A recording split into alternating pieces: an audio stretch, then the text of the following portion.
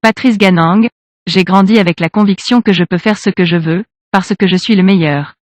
Abonnez-vous en activant la cloche de notification pour recevoir la primeur de nos futures publications. L'écrivain explique dans un style simple pourquoi grandir à Yaoundé du moment de son enfance était l'un des meilleurs moments de sa vie. Je vais répondre rapidement à un ami qui ne comprend manifestement pas ce que veut dire être né, avoir grandi à Yaoundé durant les années 1980. Car je suis né, j'ai grandi à Yaoundé.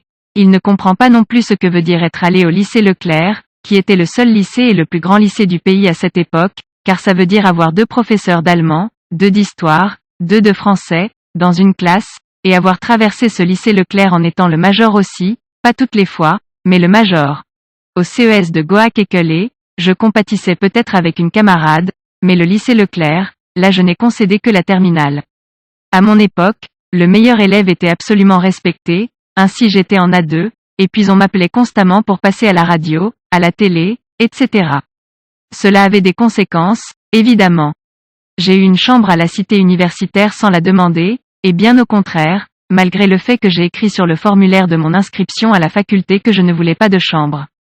On m'a donné une chambre malgré mon refus, et quand j'ai demandé la raison, la réponse m'a aussi été donnée, c'est à cause de ta note.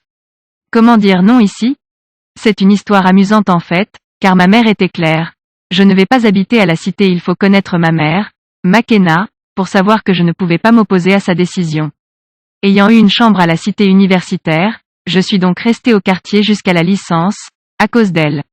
Le jour où j'allais à la cité universitaire dire qu'on retire mon nom sur la liste des chambres, j'ai rencontré un gars qui m'a supplié, par hasard vraiment, car je ne le connaissais pas, et m'a dit que lui il vient du village, et a besoin d'une chambre. Que faire? Sans le connaître, je lui ai donné, sous loup donc, la chambre, avec le principe qu'il me rembourse exactement les sous que je paye à l'administration universitaire. Je ne savais pas que les problèmes commençaient, car le gars évidemment ne me remboursait pas mon argent, et je payais le loyer. 3 ans de mauvaise conscience, et au final, je payais une chambre dans laquelle je n'habitais pas, car il avait ensuite eu un enfant, comment le mettre dehors? Et vraiment la pitié voulait me tuer. J'étais si content de me débarrasser de cela avec la licence. À mon époque, les meilleurs avaient EPSI, et combien de fois vais-je le dire? J'étais le meilleur. Être le meilleur donne des droits que je n'ai pas besoin de décrire ici, car cela paraîtrait arrogant. Mais j'ai grandi avec tous ces droits, partout où je suis passé comme écolier ou lycéen ou étudiant. J'ai cependant grandi entre le MINA et le Marché Central, entre mon père qui était employé au MINA, et ma mère qui était au Marché Central.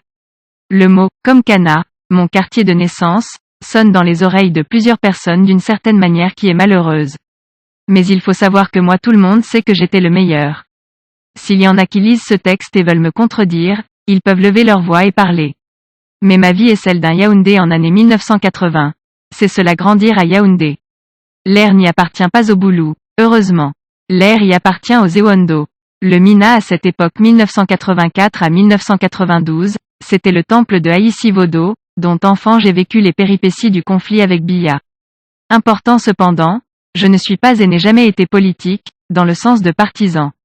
N'ai par exemple jamais défilé. J'ai cependant presque toujours été le meilleur, donc, traite comme tel. Il faut vraiment vous habituer à ceci, j'ai grandi avec la conviction que je peux faire ce que je veux, parce que je suis le meilleur.